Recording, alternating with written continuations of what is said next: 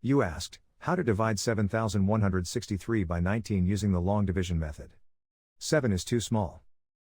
Use 71. 71 divided by 19 equals 3.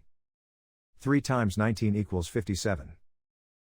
71 minus 57 equals 14. Bring down 6, making 146.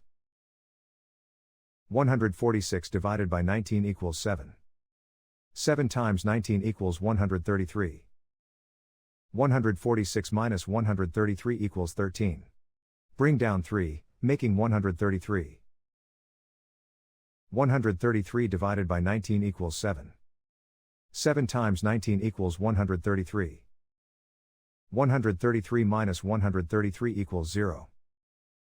The remainder is 0. The final result is 377.